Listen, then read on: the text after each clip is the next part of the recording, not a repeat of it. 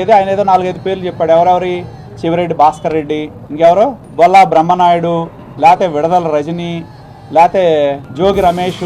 నేను అడుగుతా ఉన్నా, ఇదే చెవిరెడ్డి భాస్కర్ రెడ్డికి ఒకరోజు నాతో ప్రయాణించిన రోజు నేను చెప్పా. ఆ రోజు నేను అనుకోవడం 151 మంది ఉన్నట్టున్నారు. వాళ్ళకి 151 మందిలో 150 మంది లోన వేయచ్చని చెప్పాను నేను చెవిరెడ్డి భాస్కర్ రెడ్డికి. ఇవాళ కుటుంబాల గురించి మాట్లాడే వ్యక్తులు ఆ రోజు మా అందరి కుటుంబాలు లేవా?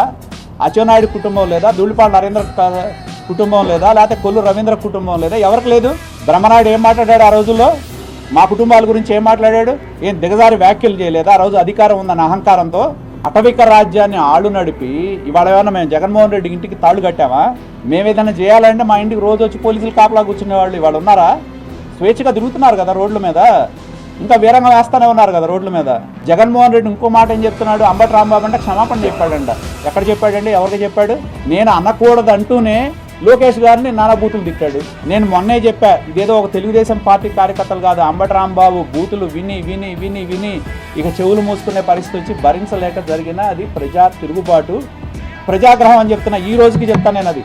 నా చెప్పమనండి, అంబటి రాంబాబు బూతులను సమర్థించే వాళ్ళు ఎవరో చెప్పమని చెప్పండి ఈ సమాజంలో.